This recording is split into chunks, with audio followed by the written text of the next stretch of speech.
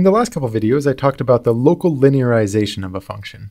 And in terms of graphs, there's a nice interpretation here where if you imagine the graph of a function and you want to approximate it near a specific point, so you picture that point somewhere on the graph, and it doesn't have to be there, it could choose to be kind of anywhere else along the graph. But if you have some sort of point and you want to approximate the function near there, you can have another function whose graph is just a flat plane, and specifically a plane which is tangent to your original graph at that point. And that's kind of visually how you think about the local linearization. And what I'm going to start doing here in this next video and in the ones following is talking about quadratic approximations.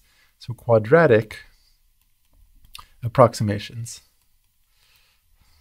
And these basically take this to the next level. And first I'll show what they look like graphically, and then I'll show you what that actually means in formulas. But graphically, instead of having a plane that's flat, you have a few more parameters to deal with, and you can give yourself some kind of surface that hugs the graph a little bit more closely.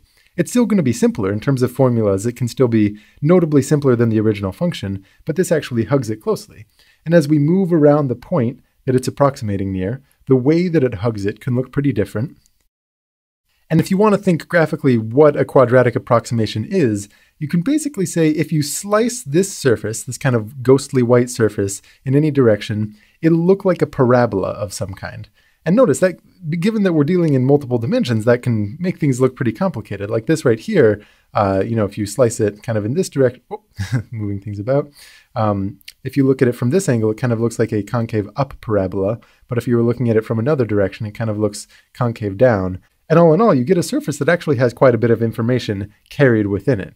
And you can see that by hugging the graph very closely, this approximation is going to be, it's going to be even closer. Because near the point where you're approximating, you can go out, you can take a couple steps away, and the approximation is still going to be very close to what the graph is. And it's only when you step really far away from the original point that the approximation starts to deviate away from the graph itself. So this is going to be something that, although it takes more information to describe than a local linearization, it gives us a much closer approximation. So a linear function, which, one that just draws a plane like this, in terms of actual functions, what this means, so I'll kind of write linear. This is going to be some kind of function of x and y. And what it looks like is some kind of constant, which I'll say a, plus another constant times the variable x, plus another constant times the variable y. This is sort of the basic form of linear functions. And technically this isn't linear. If one was going to be really pedantic, they would say that that's actually affine, because strictly speaking, linear functions shouldn't have this constant term. It should be purely x's and y's. But in the context of approximations, people usually would call this the linear term. So quadratic term, what this is going to look like, quadratic, we are allowed to have all the same terms as that linear one. So you can have, a constant, you can have these two linear terms, bx and cy, and then you're allowed to have anything that has two variables multiplied into it. So maybe I'll have d times x squared.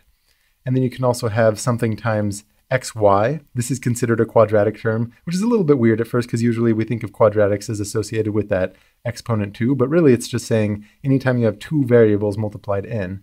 And then we can add some other constant, say f, times y squared, where, now we're multiplying two y's into it.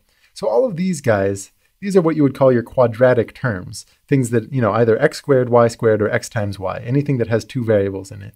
So you can see this gives us a lot more control because previously, as we tweaked the constants a, b, and c, you're able to get yourself, that gives you control over all sorts of planes in space. And if you choose the most optimal one, you'll get one that's tangent to your curve at the specific point.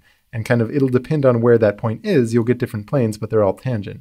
So what we're going to do in the next couple videos is talk about how you tweak all of these 6 different constants so that you can get functions that really closely hug the curve, right? And they're all going to depend on the original point, because as you move that point around, what it takes to hug the curve is going to be different. It's going to have to do with partial differential information about your original function, the function whose graph this is. And it's going to look pretty similar to the local linearization case, just, added complexity. So we have to add a few more steps in there. And I'll see you next video talking about that.